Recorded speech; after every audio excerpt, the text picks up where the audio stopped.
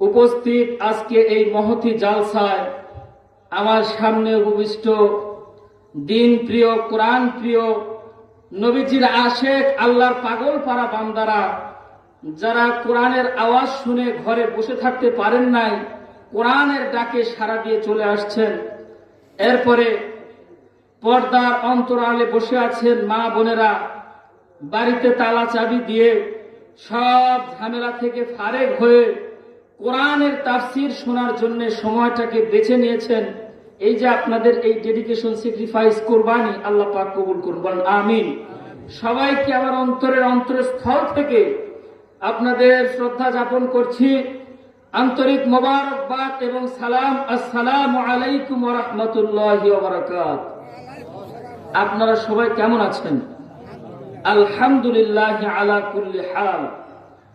আল্লাহ পাক একজন ইমানদারকে, একজন মুমিন মুসলমানকে যেই হালতে রাখেন, যেই অবস্থায় কেন না থাকি, সর্বদাই আমাদের কি পড়া উচিত? একটু ভলিউম বাড়ায় দাও।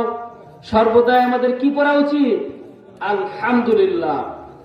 দরুদ ও সালাম পেশ করছি আজকের এই মাহফিল থেকে, সোনার মক্কা মদিনায় সবুজ গম্বুজের নিচে শুয়ে আছেন প্রতিটি মুসলমানদের হৃদয়ের স্পন্দন, আখিরি নবী, আখিরুজ জামান, রাহমাতাল লিল আলামিন, যিনি প্রতিটি মুসলমান নর নারী, যুবক যুবতী সকলের যিনি আইকন, যিনি আইডল, সেই মহামানব জনাবে মুহাম্মদুর রাসূলুল্লাহ সাল্লাল্লাহু আলাইহি সাল্লামের রূহ মুবারকে আমরা সবাই সম্মিলিতভাবে ভক্তি, শ্রদ্ধা, মহাব্বত, ভালোবাসা নিয়ে দরুদের হাদিয়া পৌঁছে দেই, বলি সাল্লাল্লাহু আলাইহি ওয়াসাল্লাম।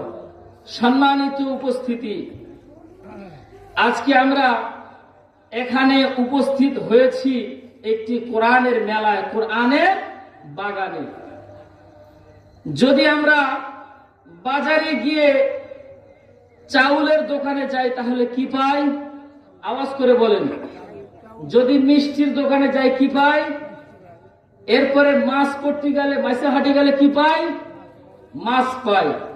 সব কোথায় কোন জিনিস, কোন দোকান, মুদি দোকান, কাঁচা মাল, এগুলো ভাগ করা আছে, কথা ঠিক কিনা? তোমার যেটা প্রয়োজন তুমি দোকানদারের সাথে যোগাযোগ করে নির্ধারিত যে মূল্য চায় সেটা দিয়ে তুমি ক্রয় বিক্রয় করো, কথা ঠিক কিনা? আর কোরআনুল কারীমের মজমা এমন একটি মজমা যেখান থেকে কোরআনের জ্ঞান নিতে কোনো টাকা লাগে না, পয়সা লাগে না, শুধুমাত্র স্যাক্রিফাইস, ডেডিকেশন, ধৈর্য এবং দিলের কান দিয়ে শ্রবণ করতে হয়, কথা ঠিক কিনা? আর এই দিলের কান দিয়ে শ্রবণ করার শর্ত একটাই, সেটা হচ্ছে এই মহতী জালসার সামিয়ানার নিচে বসা। কোথায় বসা? যদি মনে করি দোকান থেকে শুনবো, বাড়ি থেকে শুনবো, ঘরে থেকে, তাহলে তো মোবাইলের মাধ্যমে, ইউটিউবেও তো আমাদের ওয়াজ শোনা যায়, কথা ঠিক কিনা? মোবাইলে, ইউটিউবে একটা ওয়াজ শোনা, রেকর্ড বাজানো আছে, লাইভ চলতেছে, এটার ভিতরে বেশ কম আছে না নাই? সম্মানিত মুসল্লিয়ান ইকরাম, আল্লাহ রাব্বুল আলামিন পবিত্র কোরআনুল কারীমকে নাজিল করলেন এবং এই কোরআনুল কারীম এমন একজন মহামানবকে দিলেন যিনার নাম মুহাম্মাদুর রাসূলুল্লাহ, বলুন সাল্লাল্লাহু আলাইহি সাল্লাম। সম্মানিত উপস্থিতি, এই দুনিয়াতে এত অধিক পরিমাণে নবী রাসূলগণ এসেছেন, এর মধ্যে থেকে কোরআনের ভিতরে মাত্র 25 জন নবীর কথা আছেন। কয়জন নবীর কথা? 25 জন জলিলুল কদর, ভিআইপি নবীর কথা আল্লাহ পাক কোরআনের ভিতরে আলোচনা করেছেন। আর এই কোরআন নামক মহাবাণী, ঐশী বাণী আমার আপনার নবীকে দান করেছে, বলুন সুবহানাল্লাহ। সম্মানিত উপস্থিতি, কোন ব্যক্তি যদি এই মহানবী, আমাদের প্রিয় নবী জনাবে মুহাম্মদুর রাসূলুল্লাহ সাল্লাল্লাহু আলাইহি সাল্লামের উপরে এক মর্তবা দরুদ পাঠ করে, যদি মুহাব্বতের সাথে একবার দরুদ পাঠ করে, সঙ্গে সঙ্গে ফেরেশতারা ওই দরুদের সওয়াব নিয়ে কারাকারি শুরু করে দেয়। সুবহানাল্লাহ বলেন। যেমন ভাবে ছোটবেলায় ঝড় আসলে আম গাছ থেকে যখন আম পড়ে, ছোট ছোট বাচ্চারা আম কুড়ানোর জন্য দৌড়াদৌড়ি করে কি করে না? যেভাবে তার কথা ঠিক কিনা, যেভাবে তার যখন পৃথিবীর কোন প্রান্তে থেকে নবীজিরা আসে, নবীর উম্মত যখন দরুদ ও সালাম পাঠ করে, ওই দরুদের সোয়াব নিয়ে সঙ্গে সঙ্গে ফেরেশতা নবীর রওজা মুবারকে পৌঁছিয়ে দেয়। সুবহানাল্লাহ বলেন। এবার বিশ্ব নবী যখন সালাম পায় বা দরুদের হাদিয়া পায়, মহা খুশি হয়ে যায়। এবার নবী ডাক দিয়ে বলে, ওরে ফেরেশতা, এই দরুদের হাদিয়া তোমরা প্যাকেট করে কোথায় থেকে নিয়ে এসেছো? ফেরেশতারা ডেকে বলে, আল্লাহর রাসূল, আমরা দুনিয়াতে বিচরণ করতেছিলাম, হঠাৎ করে দেখি ঘাস খামার, ওখানে স্কুল মাঠে আপনার এবং আল্লাহর কোরআন এবং নবীজির হাদিসের আলোচনা হয়। সুবহানাল্লাহ। যখন আমরা অতিক্রম করতেছিলাম, ওই কোরআনের মাহফিল থেকে আর অতিক্রম করতে পারলাম না। তখন আমরা ওখানে গিয়ে উপস্থিত হলাম। হবার পরে আমরা কোরআন তেলাওয়াত শুনতেছিলাম, তাফসীরুল কোরআন মাহফিল শুনতেছিলাম। যখনই আপনার পাগলপাড়া উম্মত দরুদ পাঠ করলো, আমরা আর স্থির থাকতে পারলাম না, আপনার কাছে এসে দরুদের হাদিয়া পৌঁছে দিলাম। সুবহানাল্লাহ বলেন। সম্মানিত মুসল্লিয়ান ইকরাম, এখন এই মুহূর্তে যদি আমি আপনি দরুদের হাদিয়া নিয়ে মক্কা মদিনায় যাই, কত টাকা লাগবে হজের উদ্দেশ্যে? আর এখান থেকে ফিরি ফিরি আমরা হাদিয়া, আমরা সালাম পৌঁছে দিচ্ছি, কথা ঠিক না? এবার নবী ডাক দিয়ে বলেন, ও ফেরেশতারা, তোমরা সাক্ষী থাকো, যারা আজকে কোরআনের মাহফিল থেকে আমি নবীর উপরে দরুদের হাদিয়া পাঠালো, ওই উম্মতদের জন্য হাসরের ময়দানে আমার সুপারিশ ওয়াজিব হয়ে গেল। বলুন, নবীর প্রেমে পাগল যারা প্রেম খেলা খেলে, কথা ঠিক কিনা? ভালো যদি বাসতে হয় নবীকে বাসুন, বলুন। মন যদি দিতে হয় নবীকে দিও। উম্মতের মনের বেদনা নবীজি সইতে পারেন না, মন যদি দিতে হয় নবীকে দিও। সারা জীবন কাঁদলেন নবী উম্মতের মায়ায়, এখনো কাঁদেন তিনি শুয়ে মদিনায়। মারহাবা বলেন। সারা জীবন কাঁদলেন তিনি উম্মতের মায়ায়, এখনো কাঁদেন তিনি শুয়ে মদিনায়। জানের চেয়ে বেশি তারে, প্রাণের চেয়ে বেশি তারে ভালোবাসিও। মন যদি দিতে হয় নবীকে দিও। বলুন মারহাবা। সম্মানিত মুসল্লিয়ানে ইকরাম, খেয়াল করেন, আল্লাহ রাব্বুল আলামিন কোরআনুল কারীমের মধ্যে ইরশাদ করলেন, ও আমার নবী, প্যারা হাবিব, আমার দোস্ত, আমি আপনাকে পুরা পৃথিবীর মানুষের কাছে রহমত স্বরূপ প্রেরণ করলাম। যেভাবে আমি আল্লাহ হলাম রহমানুর রহিম এবং আপনি হচ্ছেন রহমাতাল লিল আলামিন। বলুন সুবহানাল্লাহ। সম্মানিত উপস্থিতি, আমার নবীজি দুনিয়ায় আসার পূর্বে পুরো দুনিয়াটা অন্ধকার ছিল। কি ছিল? অন্ধকার ছিল, জাহেলিয়াতে বর্বরতা। এইরকম অন্ধকার যুগে আমার আল্লাহ রাব্বুল আলামিন মক্কার জমিনে আব্দুল্লাহর ঘরে আমার নবীকে পাঠালেন। বলেন মারহাবা। সম্মানিত উপস্থিতি, যখন নবীজি দুনিয়ার বুকে আসলেন,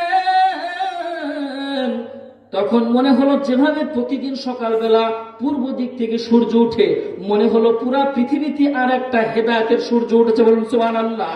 আমার নবী যখন দুনিয়ার বুকে আসলেন, পুরো পৃথিবীটা, এমনকি গাছপালা, পশু পাখি, তৃণলতা, আসমান জমিন সবকিছু খুশি হয়ে গেল। বলুন সুবহানাল্লাহ।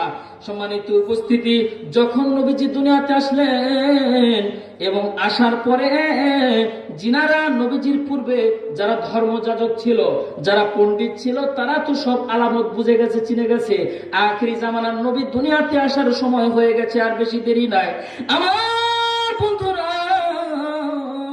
যখন নবীজি দুনিয়াতে আসলো, তখন সেই যুগের সিস্টেম ছিল, যখন মক্কা মদিনা শহরে কোনো বাচ্চা জন্মগ্রহণ করত, ওই বাচ্চাকে একটু গ্রামের পরিবেশ বা গ্রামের হাওয়া বাতাস দেওয়ার জন্য বিভিন্ন জায়গায় পাঠানো হতো। বর্তমান এই এখন আধুনিক যুগে যেমন শহর অঞ্চলে ইয়াং ছেলেরা জিম করার জন্য কি কোথায় যায়, পার্কে যায়, এরপরে সুইমিং বা সাঁতার শিখে, এরপরে বিভিন্ন নতুন নতুন যে সিস্টেম চালু হয়েছে সেই যুগে আল্লাহ রাসূল সাল্লাল্লাহু আলাইহি সাল্লামের যুগে সেই সময়ের সিস্টেম ছিল মক্কা শহরে যে সমস্ত বাচ্চারা জন্মগ্রহণ করত ওই বাচ্চাদেরকে বিভিন্ন গোত্রে অর্থাৎ বিভিন্ন গ্রামে গ্রামে পাঠানো হতো। কিতাবের ভিতরে আসে হযরত হালিমাতুস সাদিয়া যিনি ছিলেন বনু সাদিয়া গোত্রের মহিলা, উনি রওনা হইলেন। মনে মনে ভাবতেছেন মক্কা শহর থেকে যদি একটা ধনী লোকের বাচ্চা নিয়ে আসি, ওই বাচ্চাকে যদি 6 মাস লালন পালন করি তাহলে মোটা অঙ্কের একটা টাকা পাওয়া যাবে, সংসারে সচ্ছলতা ফিরবে।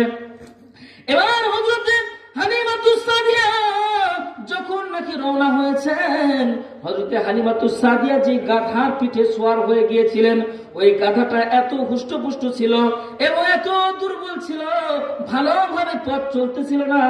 কিছু দূর যাওয়ার পরে গাধা যেন ঢলে ঢলে পড়ে যাচ্ছিল। এবার হযরত হালিমাতুস সাদিয়া যখন নাকি মক্কা শহরের মধ্যে প্রবেশ করবেন, ইতোমধ্যেই দেখেন সমস্ত কাফেলারা ফিরে আসতেছে। দেখে বলে হযরত হালিমা, আর মক্কা শহরে যে লাভ নাই, যত ধনী ধনী বাচ্চা ছিল তাদের অভিভাবকের কাছ থেকে টাকা নিয়ে বাচ্চাগুলি আমরা নিয়ে এসেছি। হযরত হালিমাতুস সাদিয়ার মনটা খারাপ হয়ে যায়। যখন পেছনের দিকে যখন মুখ করেন তখন কিতাবের ভিতরে আসছে ওই গাধাটা যেন শক্তিশালী হয়ে গিয়ে সামনে মক্কা শরীফের দিকে রওনা করে। সম্মানিত উপস্থিতি, এক পর্যায়ে গাধাটা আমার নবীর বাড়ির সামনে গিয়ে যেন ওখানে বসে পড়লো, আর নড়েই না। এবার নবীজির দাদা আব্দুল মুত্তালিব ঘর থেকে বের হয়ে বলল, মা গো মা, তুমি তো সবার পরে আসছো, তুমি কি আমার বাচ্চা নিতে চাও?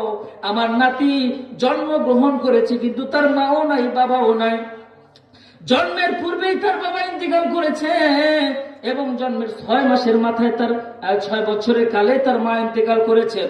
হযরত হালিমাতুস সাদিয়া বলতেছে, গরিব বাচ্চাকে নিয়ে যে কি লাভ হবে, টাকাও পাবো না পয়সাও পাবো না। নবীর দাদা ডাক দিয়ে বলে, মা গো মা, তুমি কি একটা বারের জন্য আমার নাতিকে দেখবে না?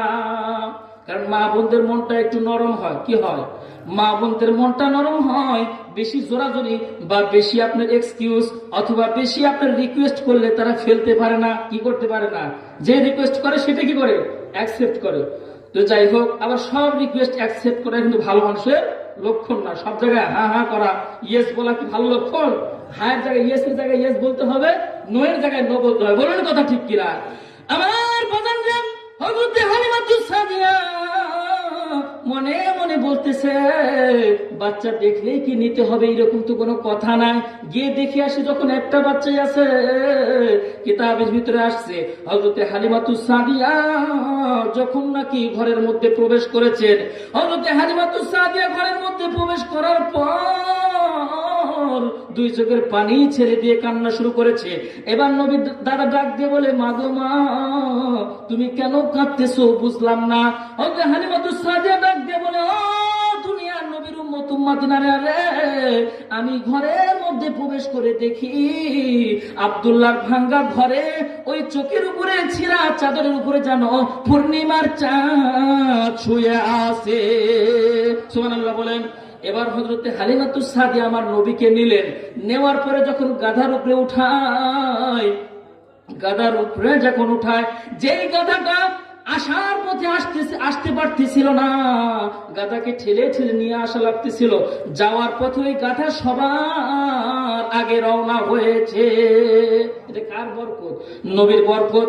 এবার বন্ধুরা খেয়াল করবেন, হযরত হালিমাতুস সাদিয়া নবীকে লালন পালন করতে লাগলেন। এক পর্যায়ে যখন নবীজির বয়স 25 বছর, কত বছর? নবীজির বয়স যখন 25 বছর, এবার তো একটা কোনো কর্মজীবনে কর্পোরেট লাইফে প্রবেশ করতে হবে। বসে থাকলে কি আর ভাত হবে? তাহলে বসে থেকে যারা খায় বা অযথা ঘুরে অলস, এটা আল্লাহর চোখেও খারাপ, রসুলের চোখেও খারাপ। কারণ প্রাপ্ত বয়সে একটা কর্ম করতে হবে, কথা ঠিক কিনা? লেখাপড়া শেষ হয়ে গেলে চাকরির তালাশ করতে হবে, মোট কথা কর্পোরেট লাইফকে খুঁজতে হবে, কথা ঠিক কিনা? আমার বন্ধুরা গভীর মনোযোগ দিয়ে খেয়াল করবে, নবী আমাদের জন্য কি আদর্শ রেখে গেলেন। যদি আমরা নবীর আদর্শে আদর্শিত হতে পারি, আমাদের দুনিয়াও সুন্দর হবে, আখিরাতে আমরা চিরস্থায়ী জান্নাতের বাসিন্দা হব। বলুন সুবহানাল্লাহ। আমার ভাইরা, আমার বন্ধুরা, এবার নবীজির বয়স যখন 25 বছর হয়, কিতাবের ভিতরে আসছে নবী একজন মহিলার রাখাল ছিলেন। কি ছিলেন? সেই মহিলার নাম কি বলুন তো দেখি? মাশাআল্লাহ, হযরতে খাদিজাতুল কুবরা। সাধারণ মহিলা না অসাধারণ? মা খাদিজার দেশে রাখালিয়া বেশে নবী আমার বকরি চড়াইতে। বলুন মারহাবা। হযরতে খাদিজাতুল কুবরা ডাক দিয়ে বলে, বন্ধুরা আমি দেখতে পাই যখন মুহাম্মদ, যুবক মুহাম্মদ 25 বছর বয়স, এই যে তার গাধা, খচ্চর এবং বকরি নিয়ে যখন মাঠের দিকে যায়, সৌদি আরবে কিন্তু ঠাটা পড়া রোদ, যারা মাজরায় কাজ করে তারা জানে কি পরিমাণ রৌদ্রের তাপ। যখন নবী আমার এই বকরিগুলো নিয়ে যখন মাঠের মধ্যে যায়, হযরতে খাদিজাতুল কুবরা বলেন, আমি খেয়াল করে দেখি আমার নবীর মাথা উপরে এক টুকরা মেঘ এসে ছায়া দেয়। সুবহানাল্লাহ বলেন। সম্মানিত উপস্থিতি, খেয়াল করবেন, এবার হযরতে খাদিজা নবীর চরিত্র, নবীর আখলাক, নবীর ব্যবহার, নবীর সততা দেখে মুগ্ধ হয়ে যায়। কি দেখে মুগ্ধ হয়? নবীর সৌন্দর্য না, একটা মানুষের প্রকৃত সৌন্দর্য হচ্ছে তার ব্যবহার, বিহেভিয়ার, আচরণ, ব্যবহার, কথা ঠিক কিনা? শুধু উপরে ফিটে ফাট আর ভিতরে সদরঘাট হলে চলবে? তাহলে কি ফেস ওয়াশি খালি চেহারায় মাখাইলে হবে? কথা ঠিক কিনা? মানুষের আসল সৌন্দর্য হচ্ছে মনের সৌন্দর্য, ব্যবহার, আচরণ ভালো হতে হবে। উপরে তুমি যতই ফিট পাঠাও, ভিতরে সদরঘাট হলে দাম আছে, কথা ঠিক কিনা? খেয়াল করবেন বন্ধুরা আমার। এবার হযরতে খাদিজাতুল কুবরা আমার নবীকে দেখতে থাকেন, আর মনের মধ্যে যেন নতুন করে বিয়ের একটা স্বপ্ন জাগতেছে। কারণ হযরতে খাদিজার বয়স হচ্ছে 40 বছর। কত বছর? আর নবীর বয়স কত? 25। কারণ মানুষের বয়স বেশি হলে মানুষ বুড়া হয়, মানুষের মন কিন্তু বুড়া হয় না। মন বুড়া হয়? মন শুধু ভালো ভালো খাইতে চায়, মন শুধু বেশি দিন বাঁচতে চায়, মন শুধু আরামায়েশ চায়, কিন্তু মানুষের ঈমান চায় বেশি বেশি আল্লাহর গোলামি করতে, কথা ঠিক কিনা? এবার হযরতে খাদিজাতুল কুবরা 40 বছর বয়সে যখন 25 বছর যুবককে বিয়ের জন্য একটা প্রস্তুতি গ্রহণ করতেছে, পাশেই খাদিজাতুল কুবরার দাসী বসেছিল। এই যে যেমন বান্ধবী থাকে না, কি থাকে রে, একটা বোন বা মেয়ে মহিলা, তাদের কিন্তু বান্ধবী থাকে। আর যতক্ষণ পর্যন্ত কোনো বিষয় বান্ধবীর সাথে শেয়ার করতে না পারে, ততক্ষণ পর্যন্ত পেটের ভাত হজম হয় না। কি হয় না? ততক্ষণ যত মেকআপ করুক আর যতই আলতা স্নো ইত্যাদি মাখুক, ওই যে সিক্রেট, টপ সিক্রেট বা যে কথাটা তার মনের ভিতরে আছে, যতক্ষণ পর্যন্ত শেয়ার আর কিছু না পারুক, লাস্টে যায় না হলে ফেসবুকে একটা পোস্ট করবে, ফিলিংস গুড। কি করবে?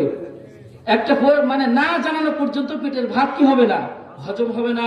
বন্ধুরা আমার খেয়াল করবেন, হযরতে খাদিজাতুল কুবরা যখন তার বান্ধবীর সাথে অর্থাৎ দাসীর সাথে মনে মনে আলোচনা করতেছিলেন, মনে মনে যখন তার আলোচনা করতেছিলেন এবং বান্ধবীর কাছে কথাটা শেয়ার করে বলতেছিলেন, আমি ওই 25 বছরের আমার ওই যুবক ছেলেটাকে বিয়ে করতে চাই। এবার বান্ধবীরা বলে, how is impossible, how is it impossible, এটা কেমনে করে সম্ভব? আপনার বয়স 40 বছর আর ওই যুবকের বয়স হচ্ছে 25 বছর, কেমনে করে সম্ভব? বয়সের সাথে তো যায় না। এবার খাদিজা ডাক দিয়ে বলে, ও আমার বান্ধবী, মনের ভিতরের প্রেম যখন টান যায়, বয়সে কি আর যায় আসে? 40 গেল, 50 গেল, 60 বছরে যায় যৌবন পালো। এরকম আছে না নাই? অনেকে কিন্তু এরকম আছে। বন্ধুরা আমার, এখন যে সোশ্যাল মিডিয়ার যুগ, সবকিছু ভাইরাল, এগুলো খবর আরো বেশি ভাইরাল হয়ে যায়, কথা ঠিক কিনা? আমার বন্ধুরা এবার একটু মনোযোগ দিয়ে খেয়াল করবেন। এবার যখন হযরতে খাদিজাতুল কুবরা মনে মনে ইচ্ছা পোষণ করলেন আমি মুহাম্মদকে বিয়ে করতে চাই, এই ধরনের ইচ্ছা পোষণ যখন করলেন, আর বিয়ের জন্য সিস্টেম আছে, তো একটা সিস্টেম আছে, ঘটক রেডি করতে হবে, কথা ঠিক কিনা? এরপরে এক পক্ষ থেকে অপর পক্ষকে প্রস্তাব দিতে হবে, কিন্তু এখন আউট অফ সিস্টেম হয়ে গেছে, এখন ঘটক লাগতেছে না, নিজে বিয়ে কি করে, আগে থেকে সবকিছু সেট আপ দেওয়া থাকে, কথা ঠিক কিনা? সম্মানিত উপস্থিতি, এবার খেয়াল করবেন। এবার হযরত খাদিজাতুল কুবরা নবীর চাচা আবু তালেবের কাছে গিয়ে বলেন, আমি আপনার এতিম ভাতিজাকে বিয়ে করতে চাই, এটাতে আপনার মতামত কি? হযরতে নবীজির চাচার কাছে যখন বলেন, নবীর চাচা দুই চোখের পানি ছেড়ে দিয়েছেন, আর ডাক দিয়ে বলে, মা খাদিজা, আমার ভাতিজা এতিম মুহাম্মদ, যার চালও নাই সুলাও নাই, বড় এতিম, তাকে কেমনে করে তুমি বিয়ে করবে? মাসিপুর ইউনিয়নের চেয়ারম্যান সাহেব আসছেন, বলেন আল্লাহু আকবার। এটা আমাদের পুরো নওগাঁ জেলার রোল মডেল বা আইডল আইকন, যে এরকম একজন চেয়ারম্যান, আমরা ইসলামিক মাইন্ডের চেয়ারম্যান পেয়েছি আমাদের পার্শ্ববর্তী ইউনিয়ন, বলেন আল্লাহু আকবার। তো যাই হোক, এই প্রসঙ্গে আলোচনা করবো ওমরের ঘটনা ধরে, দেখি কতদূর পর্যন্ত আগানো যায়। আমার তো আজকে মনে করেন আমি হচ্ছি এলাকার ছেলে, এই যে খাস মোহন ঘোষ এখানে খানকা ছিল, মাদ্রাসা, ওখানে যখন বন্যার পানি আসলো ওখান থেকে স্থানান্তর হয়ে আসলো খাসখামার, এখন যেটা মসজিদ, এই জায়গায় সেই শুরুর সময় আমরা ছাত্র, আমি সবার ছোট ছিলাম, পিচ্ছি ছিলাম। এই গ্রামে আমার অনেক বাল্যকালের বন্ধু আছে। তো আজকে এই জায়গায় এতগুলো মানুষের সঙ্গে কথা বলার সুযোগ পাচ্ছি, তো এটা একটা কত বড় একটা সৌভাগ্য না? আপনাদের দোয়া নেওয়ার সুযোগ হচ্ছে। সম্মানিত উপস্থিতি, খেয়াল করবেন। এবার যখন নাকি মক্কা শহরের মধ্যে জানাজানি হয়ে গেল, হযরতে খাদিজা এবার 25 বছর বয়সী ছেলে, অর্থাৎ আব্দুল্লাহর ছেলে মুহাম্মদ ইতিম ছেলের সাথে বিয়ে বসতে চায়। মক্কার বড় বড় কাফেররা এবার শোরগোল মাচাইলো, ওইটাকে ভাইরাল করতেছে। কি করতেছে? একটা ভাইরাল করে একটা অপপ্রচার চালাচ্ছে যে এটা কেমনে করে সম্ভব। পর্যায়ক্রমে যখন বিয়ের কাজ সম্পূর্ণ হয়ে গেল, সম্মানিত উপস্থিতি, খেয়াল করবেন, যখন বৈবাহিক সম্পর্ক বিয়ের ব্যাপারে সামনে আসবে, ইসলামের দৃষ্টিকোণ থেকে 4টি জিনিস লক্ষ্য করতে হবে। কয়টি জিনিস? 1 নম্বরে কি? সম্মানিত মুসলিম একদম খেয়াল করবেন, নবীজি হাদিসের মধ্যে ইরশাদ করেন, তুনকাহুল মারআতু লিআরবাঈন, 4টি জিনিস দেখে তোমরা বিয়ে করা হয় সচরাচর মক্কা মদিনায়, বা এই 4টি জিনিসের দিকে তোমরা লক্ষ্য করো।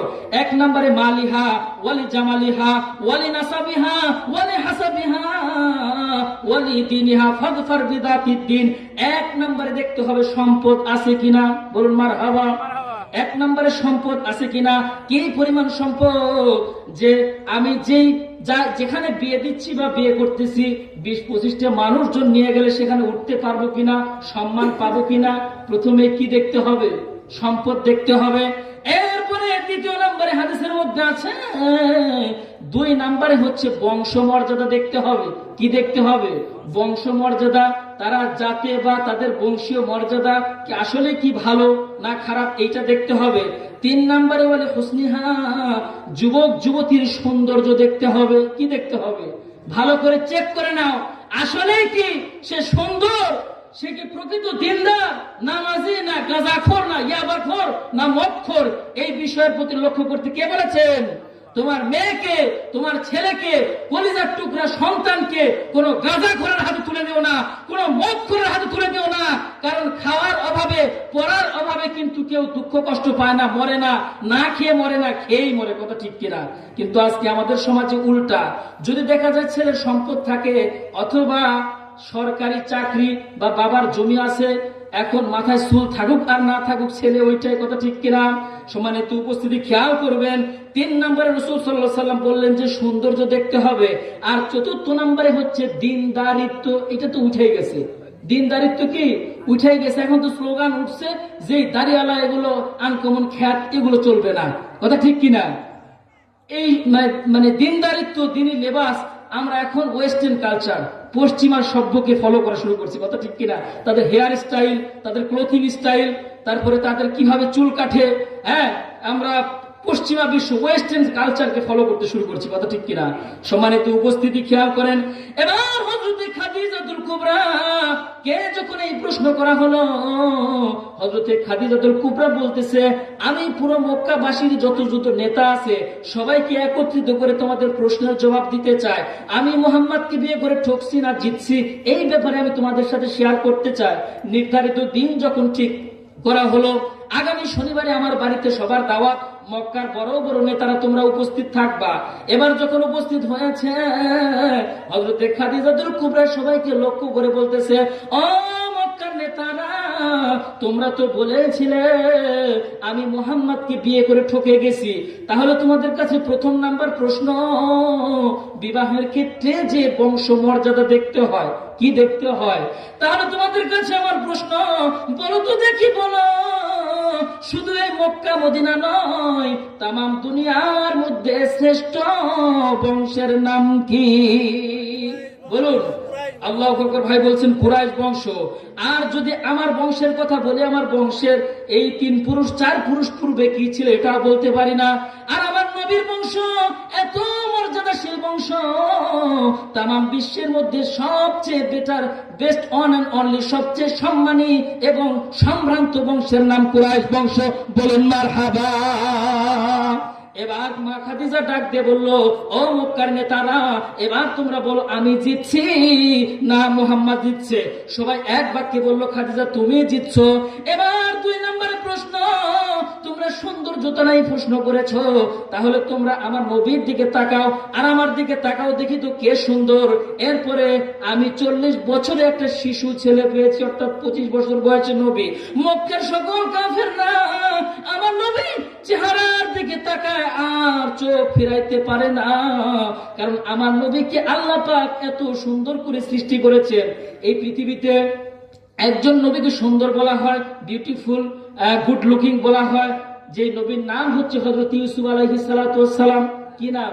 বর্তমানে আমরা যাদেরকে রোল মডেল বা হ্যান্ডসাম বা সৌন্দর্যের প্রতীক বা মনে করি স্টাইল, যে আমরা রোল মডেল হিসেবে যাদেরকে ফলো করছি এখন ওয়েস্টার্ন কালচার বা বাংলাদেশে বা আমাদের পার্শ্ববর্তী দেশে যারা বিটিএস বা টিকটকার, ইউটিউবার, যাদেরকে আমরা বলতেছি স্মার্ট বা এরা হ্যান্ডসাম, কিন্তু প্রকৃত অর্থে কোরআনের এটা প্রমাণ করে সবচেয়ে বেশি হ্যান্ডসাম, সুন্দর, গুড লুকিং এর প্রতীক হলেন আমার নবী। বলুন সুবহানাল্লাহ।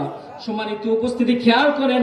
এবার হযরত ইউসুফ আলাইহিস সালাতু ওয়াস সালাম, ইউসুফ নবীর কথা শুনছেন, কূপের ভিতর ফেলছো তার ভাইয়েরা, জুলাইখা বাদশার ওয়াইফ, বাদশার বিবি, সে ইউসুফ নবীর সৌন্দর্য দেখে পাগল হয়ে যায়। তার বান্ধবীরা হাসি ঠাট্টা করে, এ জুলাইখা, তুমি এই শেষ বয়সে তুমি বাদশার ওয়াইফ, তুমি শিশু নবী অর্থাৎ ইউসুফকে দেখে কেন পাগল হলে? বলতেছে, ঠিক আছে, আগামীকাল আমার বাড়িতে তোমাদের দাওয়াত, তোমরা আসবা। এবার যখন তার বান্ধবীরা আসছে, সবার হাতের মধ্যে একটা করে ফল দিছে আর চাকু দিছে। কি দিছে? আপেল ফল আর একটা করে চাকু দিছে, মনে করেন যে ভালো সেরকম ধারালো চাকু দিছে। এবার ডাক দিয়ে বলে, বান্ধবীরা রে, জুলাইখা ডাক দিয়ে বলতেছে, আমি যখন তোমাদের কি ফল কাটা যখন বলবো স্টার্ট, কি বলবো? স্টার্ট বলার সাথে সাথে তোমরা ফল কাটা শুরু করবে, আর স্টপ বললে তোমরা থেমে যাবে। এবার ওই গোলামকে বলতেছে, যাও ইউসুফ নবীকে ভালো করে পারফিউম দিয়ে এরপরে ভালো করে সাজায় গোছায় নিয়ে আসো। যখন ইউসুফ নবী রাজপ্রাসাদের মধ্যে প্রবেশ করতেছিল, আর বিবি জুলাইখা বলতেছে, এবার তোমরা ফল কাটা শুরু করো। কিতাবের ভিতরে আছে, ইউসুফ নবীর চেহারার দিকে তাকাইয়া তারা ফল কাটতে কাটতে আঙ্গুল কেটে ফেলছে, টের পায় না। কথা ঠিক কিনা? আজকে আমাদের সমাজের বিপরীত হয়েছে। মোবাইল দেখতে দেখতে, টিপতে টিপতে, এরপরে রিলস, ইউটিউব ইত্যাদি, ফেসবুক চালাইতে চালাইতে কখন খাওয়ার সময়, ঘুমের সময়, রাত চলে গেছে, দিন চলে গেছে, খবর নাই। কথা ঠিক কিনা? এরপরে যখন এমবি শেষ, তখন বলতেছে, মানে এতক্ষণ কি হয়ে গেছে ওর জিব্রাইলও জানে না। কথা ঠিক কিনা? সম্মানিত উপস্থিতি, খেয়াল করবেন, লেখাপড়া শেষ, সবকিছু শেষ। এই যে মনে করেন যে আধুনিকতার ছোঁয়া পেয়ে লেখাপড়া, নিন, ঘুম, সবকিছু কি শেষ হয়ে গেছে। মোবাইলে যে ফ্রি ফায়ার আর পাবজি সব শেষ। কথা ঠিক কিনা? ওর একদিন ভাত না খাইলে চলবে, কিন্তু এমবি ছাড়া এক সিংরা যে মুগরি ডিম পারে, ওই ডিম পাড়া মুগরি বেশি এমবি কিনছে। কত বড় জানোয়ার! কথা ঠিক কিনা? আরে তুই প্রতিদিন মুরগি ডিম দিবে, তুই ডিম খালে তো শক্তি হবে, তুই একদিন এমবি কিনা শেষ, কথা ঠিক কিনা? আরে যেগুলো সুযোগ পায় এত পরিমাণ, মনে করেন যে গ্রামীণের মানে আর কি শুধু রেট শুধু বাড়াইতেছে, এয়ারটেল রবিট হাজার অফার দিয়ে লাভ নাই, ঘরের মধ্যে নেটওয়ার্ক নেই, কত ঠিক কিনা? সম্মানিত মুসলমান আমার খেয়াল করবেন কোথায় রাখছিলাম। এবার হযরত ইউসুফ আলাইহিস সালামের সৌন্দর্য দেখে তার যতগুলি ওখানে মহিলারা ছিল সবাই হাত কেটে ফেলছে, টের পায় না। এবার বিবি জুলাইখা বলে, ও আমার বান্ধবীরা, তোমরা কি বুঝতে পারছো আমি কেন ইউসুফের জন্য পাগল হয়েছি? কিতাবের ভিতরে আসছে হযরত ইউসুফ আলাইহিস সালাম যে সৌন্দর্যের অধিকারী ছিল, আর ইউসুফ নবীকে দেখে যে সমস্ত মেয়েরা হাত কাটছে, ওই সমস্ত মেয়েরা যদি একবার আমার নবীর চেহারার দিকে তাকাইতো, তাদের হাত কাটতে কাটতে কলিজা কেটে ফেলতো, টের পেত না। বলেন মারহাবা। সম্মানিত উপস্থিতি, কোথায় রাখছি? এবার হযরত খাদিজাতুল কুবরা বলতেছে, ঠিক আছে, তোমার 2 নাম্বার প্রশ্নের কোয়েশ্চেনের অ্যান্সার পেলাম। 3 নাম্বার প্রশ্ন যদি মালের দিক দিয়ে বলি তাহলে তো তুমি ঠকে গেছো, কারণ এতিম মুহাম্মাদের ধন সম্পদ মাল কিছুই নাই। এবার হযরত খাদিজা ডাক দিয়ে বলে, ও মক্কার কাফেররা, আমি খাদিজার যত ব্যাংক ব্যালেন্স, এরপরে যতগুলি টাকা আছে, অর্থ সম্পদ, জমির দলিল, আজকে সব কিছু নবী মুহাম্মাদের জন্য রেজিস্ট্রি করে দিলাম। বলুন সুবহানাল্লাহ। সম্মানিত উপস্থিতি, এই জন্য আমার নবী এবং হযরতে খাদিজাতুল কুবরা জীবনে যদি পড়া হয় তাহলে তেনারা ছিলেন এই দুনিয়াতে সবচেয়ে বেস্ট এবং সবচেয়ে ভালো স্বামী স্ত্রী। হযরতে খাদিজাতুল কুবরা এবং আমার নবী যেভাবে জীবন যাপন করেছেন, আজকে যদি কোনো মুমিন মুসলমান এইটাকে ফলো করে, তাদের সংসারে কোনোদিন অশান্তি হবে না, কথা ঠিক কিনা? যে ঘরের ভিতরে হযরতে খাদিজাতুল কুবরার ঘরের ভিতরে টিভি ছিল না, সিডি ছিল না, এসি ছিল না, ফ্রিজ ছিল না, আলমারি ছিল না, ভাঙ্গা ঘর, তবুও ওই ঘরটা ছিল জান্নাতের টুকরা, কথা ঠিক কিনা? আর আজকে আমাদের ঘরের ভিতরে সব আছে, টিভি আছে, ফ্রিজ আছে, কোনো কিছুর অভাব নাই, ওয়াইফাই আছে, সবকিছু আছে, একটা জিনিসই নাই, সেটা হচ্ছে শান্তি। কি নাই? স্বামী স্ত্রীর মধ্যে মেল মহব্বত নাই। আর হযরতে খাদিজাতুল কুবরা জীবনে কোনোদিন নবীকে বায়না ধরেন নাই যে এইটা নিয়ে এসো, ওইটা নিয়ে এসেন, এইটা লাগবে, ওইটা লাগবে। কিন্তু আজকে আমাদের সমাজ, সবার না, কিছু কিছু মা বোনদের, ওয়েম্যান, সিস্টার, গার্লস, তিনাদের এত চাহিদা, মানে স্বামী কোন সময় খালি হাতে ঘরের মতো ঢুকতে দিবে না। আর কিছু নাই হলে কবি ফুচকা বা একটু মাখামাখি নিয়ে এসো, কিনে এসো। আর যারা একটু বয়স্ক বৃদ্ধা, ওনারা কয় যে পান আর আলামতা নিয়ে এসো, নাহলে সুপারি এসো, কথা ঠিক কিনা? কিন্তু আল্লাহ রাসূল সাল্লাল্লাহু আলাইহি ওয়াসাল্লাম কোনদিন মারহাবা বলেন লিস্টটি হাতে ধরা দেন। এটা বাস্তব না অবাস্তব? যাই হোক, আমাকে একটু সংক্ষেপ করার কথা বলা হচ্ছে। এখানে চেয়ারম্যান সাহেব আসছে। চেয়ারম্যান সাহেব যাই হোক এসে খুব খুশি হলাম। উনি এর আগে এক জুমা আমার মসজিদে আসছিলেন, তেজগন্ডি যে মসজিদে আছি, ওখানে ফুল টাইম হুজুর। বাপরে বাপ, আমরা মনে করছিলাম মৌলবীরাই খালি ওয়াজ জানি, কিন্তু স্যার যে হারে কোরআন হাদিস দিয়ে আমাদের দিক নির্দেশনা দিলেন, আমি তো একদম স্যাটিসফাই হয়ে গেছি স্যারের আর কি বক্তব্য শুনে। তো যাই হোক, মেহমানরা আসছেন, ওনাদেরকে একটু পরিচিত হই, আমাদেরকে একটু সুযোগ দিই।